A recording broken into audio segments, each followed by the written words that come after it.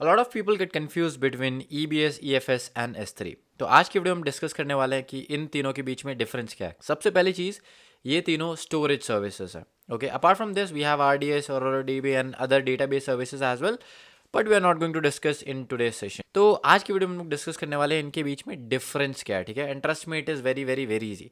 So first of all let's start with EBS कि EBS exactly है क्या चीज़, ठीक है। EBS कुछ नहीं है, EBS है इलास्टिक ब्लॉक स्टोर। आपके पास एक कंप्यूटर होगा, एक लैपटॉप होगा, उसके साथ जो स्टोरेज अटैच्ड है, like C drive, D drive, F drive, that is basically EBS। Okay, that is not EBS, but instance जो होता है उसके साथ जो वॉल्यूम अटैच्ड होती है उसको कहते हैं EBS, ठीक है। Here you can see that we have a EC2 instance, और इसके साथ जो वॉल्यूम अटैच्ड है वो एक्चुअली में मेरी EBS है, ठीक है।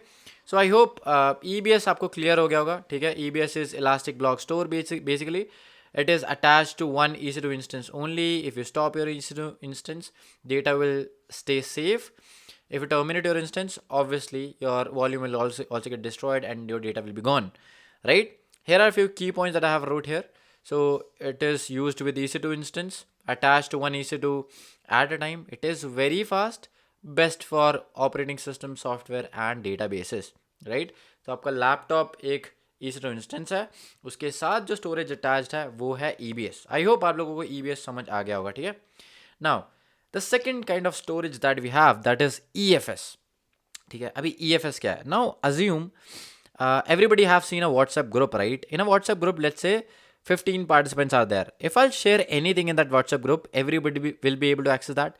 Exactly same, EFS is also there. EFS is basically elastic file system. It is a shared file storage.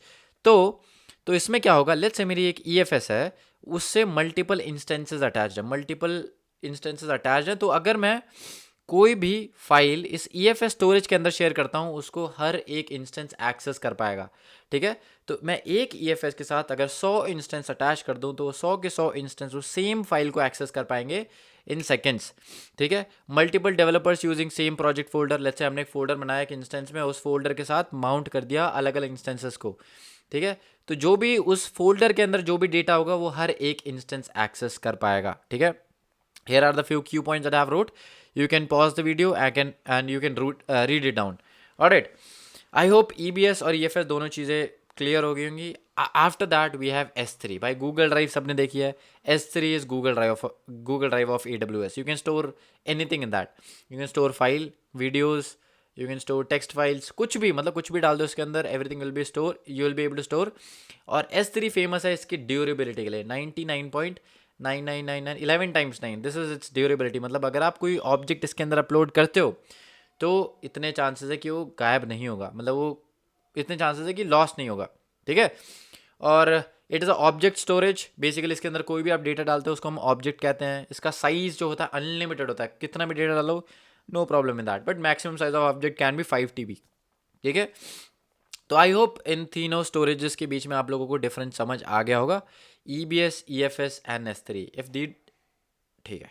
अगर आपको ये वीडियो सही लगी हो तो you can like this video. Thank you so much, have a good day, bye bye.